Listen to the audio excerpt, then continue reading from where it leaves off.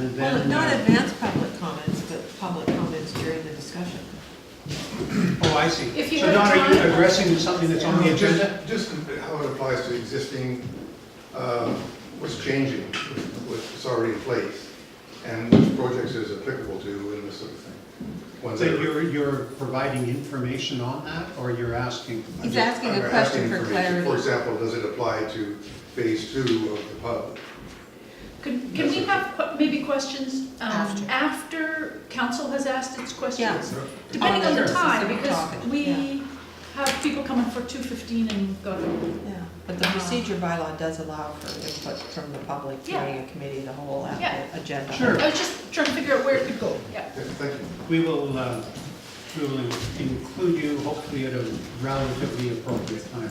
I think that was a question I had anyhow, Don, so we're, Yeah, you may find that things are I actually. just didn't show it to us, what part of it. Yeah. So, Yeah. It's just, it's a less formal setup with the committee of the whole, so we aren't as picky about how we do it.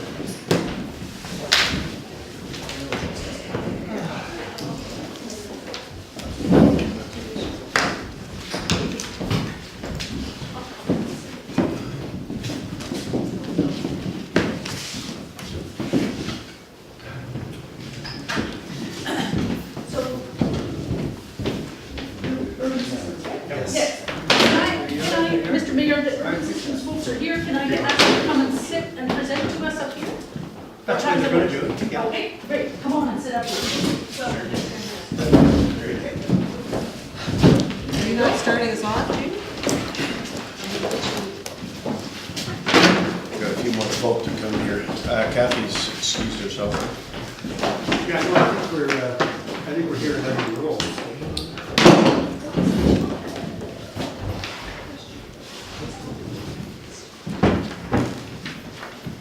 Okay. Going to call this committee meeting to order. Approval of agenda. Anything new, Tyler? Anything else? No. Okay, seconded. The committee, we were going to put an update on DC housing and update on Yes, right. Minister Selena. Added to the agenda at the very end, update on VC Housing and Selena Robinson meeting. Was that it, Melanie? Yeah. Yeah, okay. Maureen has moved to acceptance of the agenda, seconded, all in favor, passed unanimously. Okay. Urban Systems, good afternoon. Sorry to make you wait. No, it's fine, no problem. So this is our draft of subdivision and servicing development bylaw. You know, we've just been waiting, just bated breath for this one. Yeah, well, good afternoon, Your Worship, Mayor and Council. My name's James Lucas. I'm a community planner with Urban Systems, and I'm here with my colleague Steve Brubaker, who's an engineer with Urban Systems. So he's available to answer all of your technical questions about mandating equations and all sorts of other intricacies of the bylaw that I'm sure you're fascinated by. We're also excited to be here. It has indeed been a long time coming. So in 2007, there was some work done on some draft infrastructure standards for Bowen Island Municipality. And then over the last couple of years, we've been working with your staff team to formalize these standards into subdivision and development servicing bylaw, which is a very common regulatory tool that municipalities across the British Columbia use. And so the goal is to formalize the standards in a way that reflects your strategic goals as a council and just the island context that you do have, making sure that, for instance, things like road cross sections are just reflective of the look and feel of what you're trying to achieve on Bowen Island. And then also adopt a bylaw that's consistent with current legislation such as the Local Government Act and the Land Title Act. So I'll just provide a brief intro to what subdivision and development servicing bylaws do, and this pretty much comes straight from the legislation in the Local Government Act.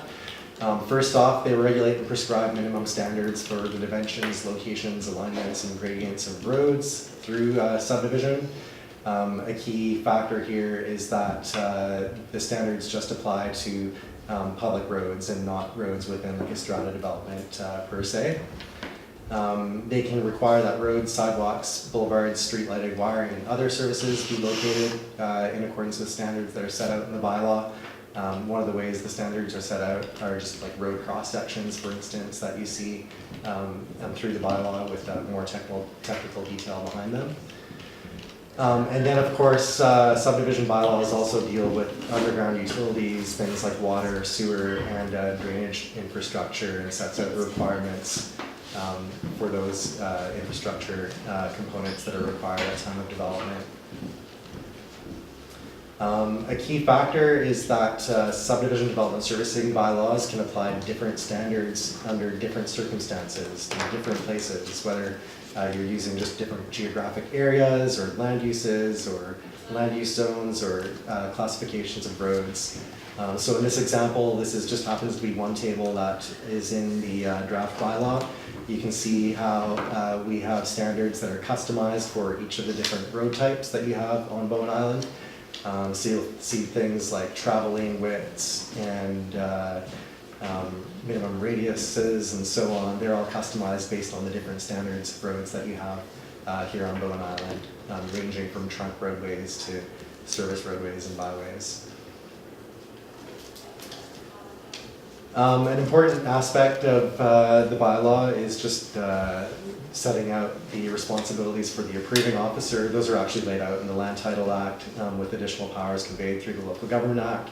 And just wanted to highlight that your approving officer, it's appointed by council, it's your CAO, and that the approving officer wears two hats, both as a municipal employee under the Local Government Act, and then with additional powers under the Land Title Act.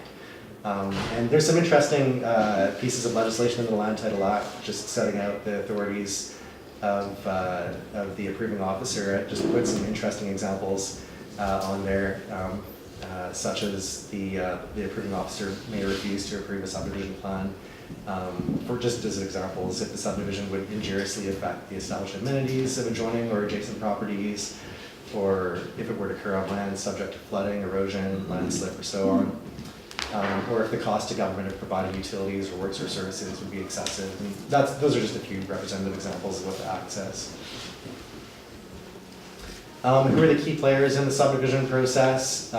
Certainly you're familiar with this. It's the development community, Bowen Island municipalities, the local government, and then provincial agencies such as Coastal Health and the Ministry of Environment as well. You've got landowners or developers relating directly to council and the approving officer. They engage owners, engineers to do their design work, who relate directly to your superintendent of public works. And then as well, you've got their roles for their contractors and inspectors in the process as well. So in terms of the overall structure of the bylaw, you'll see in your package there is basically the front end or the body of the bylaw followed by 4 schedules going through first the servicing requirements, then the levels of service, then more detailed design criteria, and then we've got a sample servicing agreement that's at the back. And I'll just quickly walk through each of those, and then we could have more detailed questions and answers if you would like. So first off, in terms of water, this just formalizes a lot of practices. So for instance, the bylaw states that new or expanded community systems, they require water management review. It formalizes a requirement for newer expanded systems to be metered. The bylaw sets out water supply standards for new wells, specifically like the volume requirements. And then it also states that if treatment is required for on-site systems, that a covenant would be placed on the property, basically just to ensure that future property owners are aware that there's a treatment system installed and there's a need to maintain that over time. Similarly, for sewer, the bylaw states that all lots must either be connected to a community system, a treatment discharge facility, or have on-site sewage disposal, so really just the basics there. Again, if there is on-site treatment, there's got to be a Section 219 covenant on the property to ensure that future property owners are aware that treatment systems are installed and then they need to be maintained. The bylaw specifically states that there won't be any treated effluent discharge to surface fresh water. And that new ocean outfall would require completion of a liquid waste management plan. And then with respect to stormwater, this is an area where there's been significant work on the standards over the last couple of years, and outlining basically that subdivision design must ensure that the first 10 millimeters of precipitation from every storm event is percolated into the ground. That drainage systems must be designed for the 1 to 100 year storm event, and that drainage works must be located within statutory rights of way. And Steve's available to respond to more technical questions if you have any and would like to get into detail on any of these. A lot of communities are mostly interested in the standards for highways and streets, or particularly roads, just because those have the most sort of significant visible impact on the community. So the bylaw states that for all roads, there must be at least a minimum 15-meter right-of-way.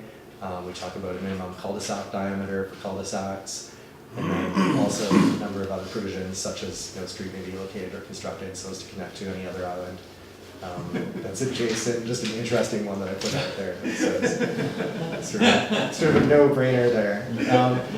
This table. It means no bridge. Yeah, exactly. So this is a really key table actually in the bylaw. It's called the level of service table. Sets out a number of different land use types on the left-hand side there.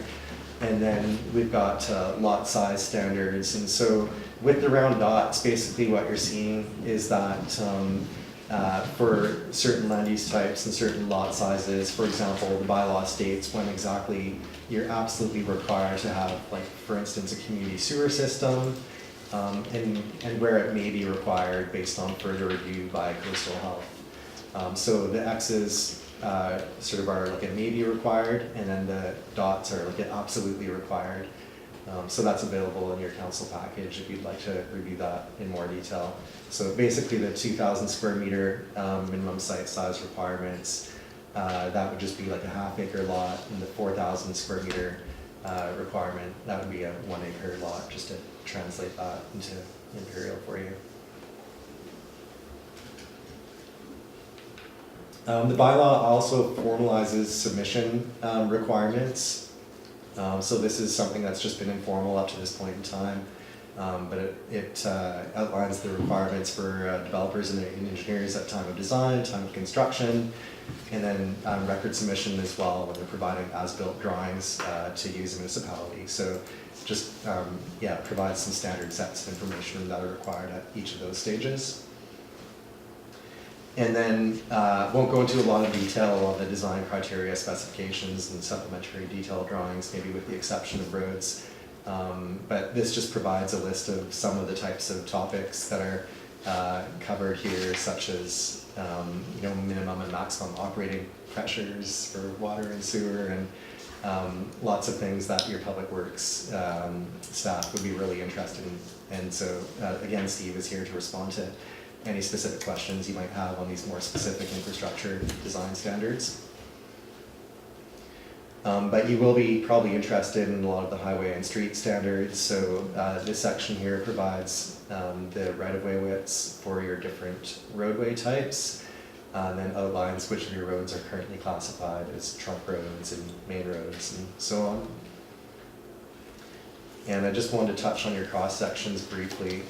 So there are two side-by-side here for trunk and main roadways. And what I wanted to point out with these ones, this is a bit of an evolution since the last set of standards that were available. What you'll notice on the one on the left is that there's a separated multi-use pathway. So that's basically a condition that the municipality is trying to achieve on all the trunk roadways. And so that would be like a separated pathway within the 20-meter right-of-way. We recognize that for your trunk roadways, there are many sort of areas where your site conditions will be a bit more constrained just by topography. Maybe there's a rock wall or a rock face, or water on the other side. And so there are some conditions where you'll just need to due to those constraints, sort of squeeze the multi-use pathway in to have it immediately adjacent to the road, but separated by a protective barrier. So that's what that cross-section on the right illustrates, is how the multi-use pathway could fit adjacent to a roadway in a more constrained topographic condition. You'll notice as well that these are what's termed rural cross sections, and what that basically means is that there aren't like, you know, a concrete sidewalk and curb and gutter. Like, basically this preserves the rural feel of Bowen Island, and this is consistent with the cross sections that you've been aiming for in developments as well over the last number of years. And then just a similar situation with the residential and service cross sections. Again, that rural cross section with basically a 3-meter travel lane for a residential road, then you know, a shoulder on the side for pedestrians. So that's what that illustrates. And then in the bylaw as well, we've actually also provided a different section for footpaths, recognizing that footpaths are an important way of getting around for pedestrians in the community as well. Sorry, is there a footpath there? I don't have, it's a really basic, it's in the bylaw. Okay. I don't have it on the PowerPoint, but Okay. yeah, it's a really basic cross section just to Okay. yeah, provide that. So then we get to Schedule D of the bylaw. It provides a sample works and services agreement. Basically what that does is it provides a template for an agreement between the municipality and the developer regarding the provision of works and services. A key aspect of the agreement is just the fee structure as well. 3% of the estimated cost of works and services is used as an inspection and administration fee for the subdivision, and then the municipality also takes a security deposit in the amount of 125% of the estimated cost of works and services. So that would typically be a letter of credit. This is very sort of conventional and normal, consistent with practices in other municipalities. And then that's released after a maintenance period for the works. And yeah, in terms of next steps, yeah, I want to mention we did just get legal review of the bylaw in the last few days. So there will be some minor refinements to the package that you have in front of you today. And I know that planning staff have recommended that the bylaw be referred to a number of applicable committees, that there be a meeting or an information package sent out to like the public and the planning and development community. And then after that process, then you would move into formal bylaw adoption. So today we're really here to just present that first draft and get feedback so that the work can be refined prior to.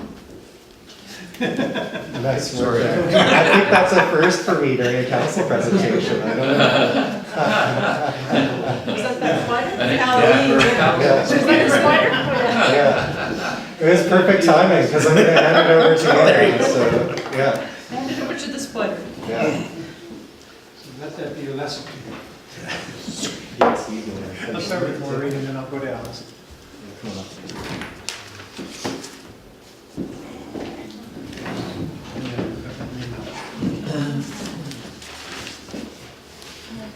In reading over the document, I did it last night with a glass of wine. Yeah. It's a good strategy. Yeah. You mentioned in your presentation a couple of examples, but I wonder if you could give us a couple more. Examples where you took what I'm assuming is a boilerplate subdivision and services bylaw. How did you modify that for a rural, small community with limited resources? Yeah. Yeah. Sure. I mean, I'll talk about roads and then Steve can maybe jump in with any other comments. Well, maybe before getting to that, so we didn't actually do a boilerplate. So this, Okay. I was actually involved in the 2007 drafting of the first version of the standards, Wow. which was never formally adopted. So actually we used those as the starting point. So they've been actually used, and Bob and others can speak to, they've been used for subdivisions on the island for the last 10 years. And so there's been some tweaks to what was in here, but we definitely did not start from a boilerplate, because a lot of this stuff, when I worked with the staff here that first go around, was really trying to find the solutions that worked on the island. So we actually used the standards that were done for Cape Roger Curtis and other developments to make sure that it was A, constructible, you know, B, was going to work on the island. And so yeah, these are not if you were to open up a City of Vancouver or a big municipality's subdivision bylaw standards, you probably wouldn't find a ton in common. I mean, the requirements are fairly general, but how it's applied has definitely been tailored to the unique situations in Bowen. Okay, thank you for clarifying. So some examples then? Yeah. Roads are the big ones. Most obvious, yeah, just with the rural cross sections, sort of consistent with what you've got on the island and what we've heard that you're trying to achieve. And then as well, this level of service table, this is customized to your different land use categories that you have in your zoning bylaw. And so this lays out which services are required in relation to those land use types. And when you need community sewer, for instance, would be like often a key determinant. So, yeah. So my other question was a kind of cheeky one, which was how would we manage this long without this bylaw? But it sounds as though it actually has been in the background for all of that time. All the planners are, their eyes are getting shifty here. Yes. It will be a very good thing to have a standard bylaw in place, because it always is a struggle in dealing with subdivisions when there isn't a bylaw in place that sets regulations. So it's going to be more helpful certainly to the development community that will know that it has a standard bylaw that it can refer to in designing viable subdivisions. And it's going to be much easier for us and the people who work with us to follow that standard as well. It's going to be good. Okay, thank you, Judy. Sorry. Allison. Okay, a series of questions, and I got halfway through it. And then I decided that since it was being referred out, I better get all the way through the park plan. You've set design standards in several places. It's clear in one of the fire ones that you follow FUS, but how were the design standards developed? Have they come from, best practice? I guess one of them is the water requirements, and arriving at the 3.2 as sort of an example, but, or the C value for PVC pipe, or, you've got maximum allowable pressure, 145 PSI, and that kind of thing. So where did those numbers come from throughout the document? Yeah, so the bulk of these have come from practice on Bowen Island, and of course, when we went through here, it's tested against sort of best practices. There is, obviously some communities, for example, operating pressures. Pipe is designed to operate up to that 150 PSI limit, but there are some public works departments that do not like operating above a certain pressure, quite a bit lower than that. So it really depends on the local comfort level. And so this is the one that's sort of been in practice for the most part for the last 10 years. So Public Works has had a good operating experience with probably 80 to 90% of what's in here to see if it's workable for them. And so that's the one danger, of course, of just copying and pasting from another municipality, is that they've got the operators that have gotten used to those standards, and they know what's required to make them work. Not every community is used to, like the hilly terrain, some communities don't like to see pressures above, say, 75 PSI, so half of that. Well, in that case, if we did that on Bowen, you'd have twice as many pressure zones, you'd have twice as many pressure reducing valves. It could make it a real challenge for looping and all the rest of that stuff. So you guys have gotten used to operating at some higher pressures. It just requires extra care and attention when you're tapping services in, that you've got the right fittings, because you are running at higher pressures. So, and Bob, I'm sure can speak to the joys of working in a hilly community, but it's when you're in the flats, you can be far more conservative in some of your parameters, but being on the island, you do have to be a little more flexible in that regard. Okay, now there's a concept in here, and I honestly don't remember whether it was in the other one, because I forgot to find my file last night. A council approval of a variance from these standards. And I have a little trouble, is it to approve a lesser standard or a higher standard? And why would you not want to go with a higher standard if somebody's willing to put in a higher standard? Yeah, I don't think Like for road paving. You wouldn't need like a variance for a higher standard. Okay, it's not clear in the document. Yeah, there's a couple of times where it says that for any variance. Yeah. And even if it is an improvement, and I was a bit puzzled by that as well. I think there's 2 or 3 examples when it says the variance needed an improvement, so. I think if it's an improvement, then great. Yeah, it was there a couple of times and I sort of circled it. Okay. So the previous process, I think there was 1 or 2 public information meetings, but I think there were a fair number of comments that came back. So were those comments looked at and considered at all in the development of this draft? Well, I would imagine they would have been, maybe you can speak to this, they were reflected in the most recent version of the standards. I'm not, sorry, just make sure I know Well, which back in one. 2007, Yes. we did seek public input, and maybe that was into 2008. And I think, so, there were comments received, and I guess, so were those comments looked at or considered, or did you even get them given to you? Excellent question. Because we worked very closely with staff and didn't actually get that to a finished state, I Yeah. can't recall.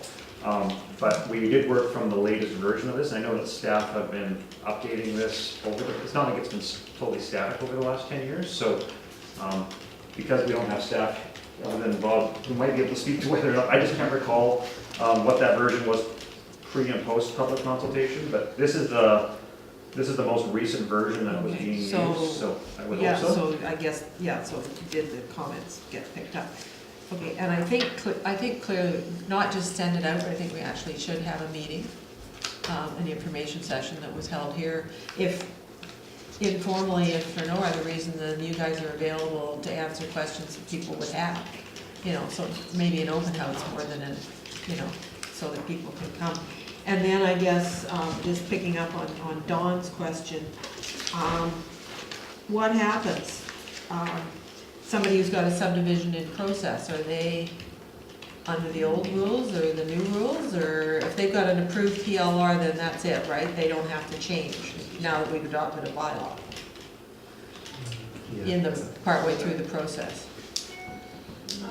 Well, I think that the one that had been mentioned is one that's already approved, so there would be an existing agreement in place on the pub. In terms of anything in process, I think that it's generally reviewed and consistent with the draft, so I really don't think that there would be Okay. changes to. But things in somebody who's process. already subdivided, now, but now we're talking, somebody who has a building permit and it's in place and they've got their building permit, then they would be building to the standards their building permit was issued under? Well, this bylaw generally, in terms of a building permit, I mean, I think we would have the approvals in place under this bylaw already. Yeah, I mean, I guess what's unusual in relation to your question is that this bylaw is not necessarily replacing an adopted bylaw. This bylaw is enshrining Yeah. practices that are already So, existing. so basically, there hasn't been any sudden changes between No, I don't what's think there's any already happened. major inconsistencies you're dealing with here, yeah. And then somebody who's gonna do a new subdivision or a new building permit, then they're just automatically underneath this. Yeah. Yeah, okay, all right. Okay. That was my key questions, but I've got tons more. Okay, Melanie? Yeah, I have some detailed questions for C5 and C6, which is the highway street standards. Okay. So last year, I attended a workshop on rural transportation, and one of the presentations there was on the geometric design guide. And they were discussing a move towards having sort of narrow travel lane widths, going down to, I think, is it 2.8 or something? And you're recommending 3.35, that there was a sort of more research coming back, sort of saying, if you start to narrow your main roads, it's actually safer than trying to widen them, and it also gives you more space for active transportation. So I was just wondering, how are the travel lane widths that you're recommending, are they in line with the new geometric design guides that are coming through? Right, yeah, that is a question that we asked our engineers to have a look at, like our transportation Yes. engineers specifically. And I think what's unique in a Bowen context, like on the trunk roadways, you'll see that the residential roadways, they do go down to like a 3-meter width, and even lower for the service roadways. But for the trunk roadways, what's generally trying to be achieved is that you've got the multi-use pathway like separately from the roadway, right? So you're getting the pedestrians and bikes like onto a separated facility. Yeah, Yeah, so they were comfortable with like 3.35, sort of this being the lower end of what you could get. But yeah, I hear what you're saying, that like in City of Vancouver, for instance, there are conditions where you're less than 3 meters width, like without being on a major arterial road, where you're also maybe trying to accommodate like other facilities within the right of way, so. Yeah. But this presentation that we received was really targeted for rural transportation, even for rural communities. And Yeah. they were even sort of saying, you know, when you start to, instead of trying to go wider all the time, Yes. actually, you actually Yeah. see better safety results when you Right. start to come to the Yeah. And the other benefit is that you then get more right of way for all other alternatives. Right. So I was just wondering how we're sitting with that and whether what we're seeing has any reflection Yeah. on the geometric designs Yeah. within the recommendation. So that's a question I have. Yeah, do you have anything else? Yeah, I mean, I haven't reviewed when we did this, the first go around, TAC was nowhere close to these standards. I mean, these were significantly reduced for TAC. I'm not a road designer to know how much TAC has actually incorporated, like design speeds of 40 down to 20 kilometers an hour. I mean, we were taking TAC has generally been a highways design. What is a standard. TAC? The Technical Advisory Committee. Thank you. And so these are standards for across Canada. And so, yeah, I mean, I guess the one thing to acknowledge is that, yeah, you know, lane widths are obviously one element.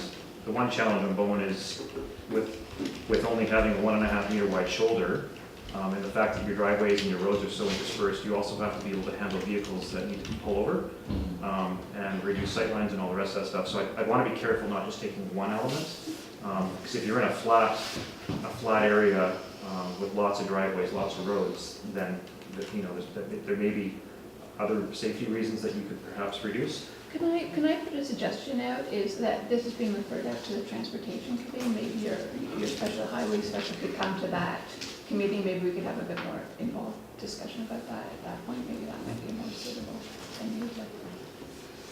That's what we call a TAC, Transportation Advisory Committee, Okay. so hence my confusion. Yeah.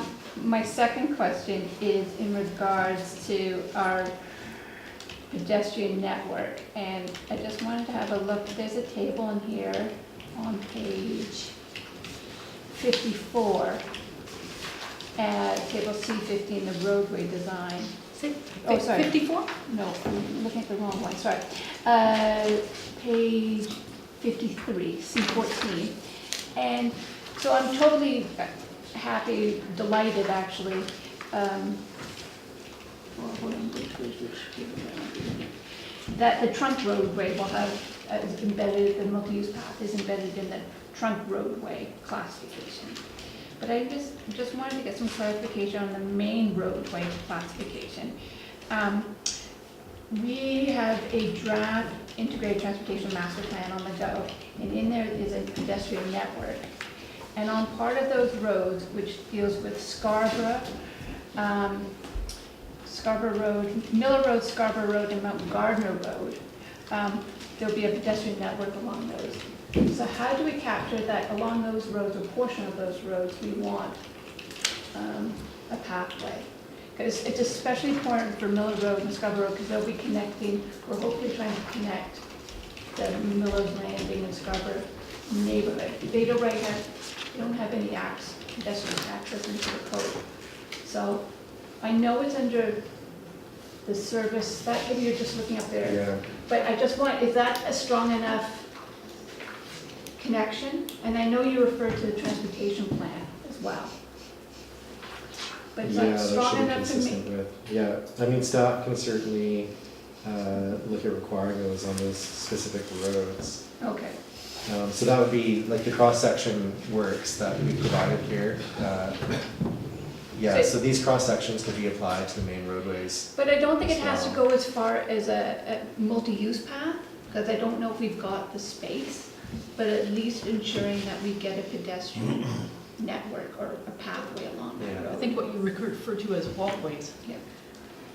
Right, like a footpath, like along Footpath. the. The path along the Yeah. shoulder. Yeah. Yeah. Is, yeah.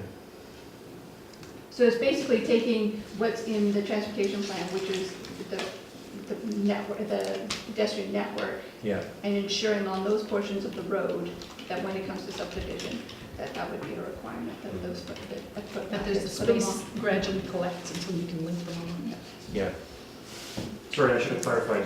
TAC in Canada refers to the Transportation Association of Canada Yeah, Okay. and publish the standards.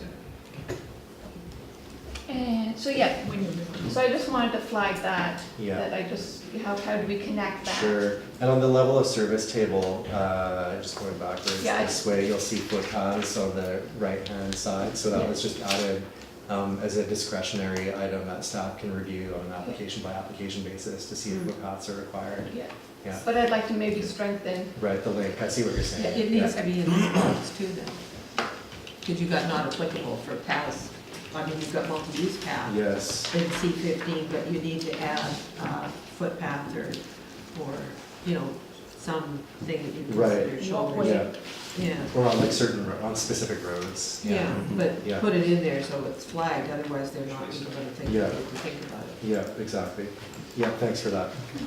I've got Gary first. and then I've got one last little one, and it is under, so it's your section C6.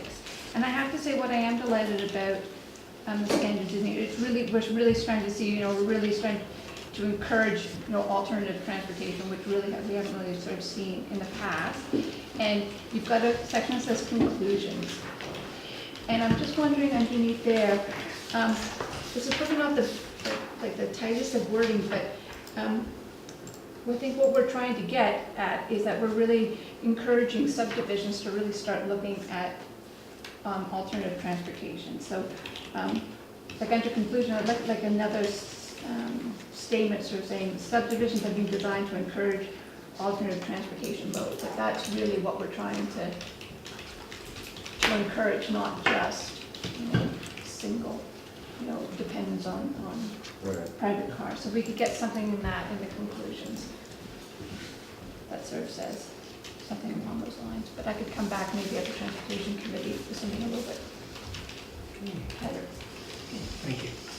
Gary? Yeah, well, thank you, gentlemen. This is a great move going forward here. Just a couple of things, and I think they've pretty well been answered, and from what I'm hearing in the conversation here is there are